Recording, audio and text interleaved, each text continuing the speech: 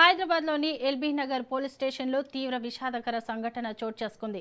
2024 బ్యాచ్కు చెందిన కానిస్టేబుల్ సాయి కుమార్ స్టేషన్లోనే ఉరివేసుకుని బలవన్ మరణానికి పాల్పడడం స్థానికంగా తీవ్రంగా కలకలం రేపింది.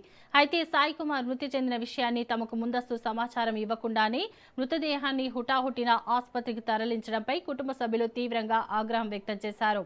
పిఎస్ ఎదుట బైఠాయించి ఆందోళనకు దిగిన బాధితులు అధికారుల వేధింపుల వల్లే సాయి కుమార్ ఈ దారుణానికి ఒడిగట్టాడని కుటుంబ సభ్యులు ఆరోపించారు.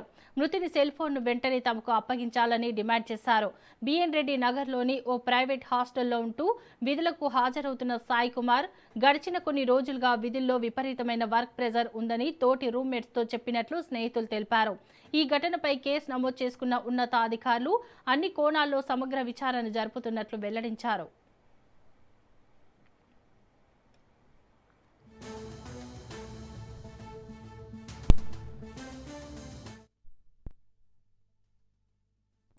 చంపేసారు ఆయనని. చూపించకుండా కామినీ హాస్పిటల్ తీసుకుపోయినామని చెప్పారు. కామినీ హాస్పిటల్ నుంచి ఉస్మానికి తీసుకుపోయారు. నాకు చెప్పకుండా ఎట్లా తీసుకుపోయారు ఉస్మానికి చూపించినాకనే ఉస్మానికి తీసుకుపోవాలి. చూపించకుండా తీసుకుపోయారు. వచ్చేవరకు తీసుకుపోయారు వాళ్ళని. రాత్రి వాళ్ళ మమ్మీతో మాట్లాడిండు, మా అత్తమ్మతో మాట్లాడి మంచిగానే మాట్లాడిండు. నిన్న గిట్ట మాట్లాడిండు. ఆయనతో పాటు ఇంకొక ఆయన ఉంటాడు. మంచిగా ఇద్దరు కలిసి ఉంటారు. మంచిగానే వచ్చిందంట ఆయన. ఇంటి హాస్టల్లో ఉంటారు. హాస్టల్ నుంచి మంచిగానే వచ్చిందంట. చచ్చిపోయిన కరెక్టే, పెట్టుకున్న కరెక్టే. ఎందుకు బ్లడ్ ఎందుకు వస్తుంది? బ్లడ్ రాకుండా ఉండాలి కదా, బ్లడ్ రాకుండా ఉండాలి. ఒకసారి బయటికి వెళ్తలేడు ఆయన. అసలు ఏం చెప్పట్లేరు. బయటికి వెళ్తలేడు. కనీసం ఆయన చూపిస్తలేరు గిట ఆయనని. ఒకసారి బయటికి వెళ్తలేడు. ఆ సార్ ఎవరు నాకు తెలియదు. ఒకసారి మీద అదే అనుమానం ఉంది. ఆయన బయటికి వెళ్ళిన మాట్లాడతాడు గిట ఆయన పేరు నాకు తెలియదు. మరి వారం రోజుల నుంచి ఆయన టార్చర్ పెట్టారు. సిఐ సార్ అంటే ఆయన బయటికి వెళ్తలేడు. ఆ సార్ చూపిస్తలేరు గిట, ఇప్పటికీ చూపిస్తలేరు ఆయనని. 3 గంటలకు వచ్చింది సార్ ఫోన్. ఇటుకెళ్ళి ఎస్ఐ సార్ ఫోన్ చేసిండు. వస్తేనే ఉన్నాం సార్. మాకన్నా ముందు ఎట్లా తీసుకెళ్ళిండ్రు?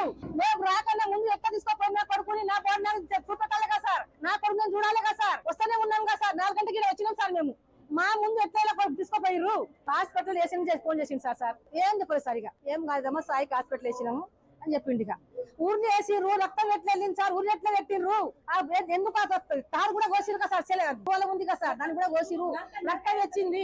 ఉరి వేసుకుంటే ఎలక్ట్రల్ సార్ దాంట్లో ఏముందో చూడు, మీరు చెక్ చేసి సార్. ఏం కాదు, నా కొడుకు ఇలే చంపిరు, ఇలే ఉరి పెట్టిరు, మళ్ళా ఇలే తాడు కోసిరు, మళ్ళా ఇలే చేసి సార్, ఇలే జావా కొట్టిర్రు. బిడ్డని తెలుసు సార్. బిడ్డకు ఫోన్ చేసి మాట్లాడతా సార్. మళ్ళీ 9 గంటలకు గట్టిగా మాట్లాడిండు. ఫోన్ పే పైసలు కొట్టి రేపిస్తామన్నాడు. మళ్ళా మంచిగా సీజన్ ముగ్గురు కూడా చెప్పిర్రు. రాత్ర మంచిగానే ఉన్నాడు, తిన్నాడు, మంచిగా వచ్చిండు, డ్యూటీ కూడా వచ్చిండు చెప్పిండు. ఇలే సావా కొట్టిరు సార్. నా కొడుకుని సావా కొట్టి ఉరేసిర్రు. ఏ నాకు తెలియదు సార్. పెట్టిన బిడ్డ కూడా ఫోన్ చేసిండట. ఈ సారు నాకు టార్చర్ చేస్తున్నా అక్కడ చేసి చెప్పింది కదా సార్. ఈరోజు టార్చర్ చేసే వాళ్ళకి ఇలే ఉరి వేసి ఇలే కొట్టి సావా కొట్టిర్రు. రక్తం ఎట్లా వస్తుంది? ఉరి వేసుకుంటే రక్తం ఎట్లా వస్తుంది? వారం రోజులు టార్చర్ వేసినట్ట.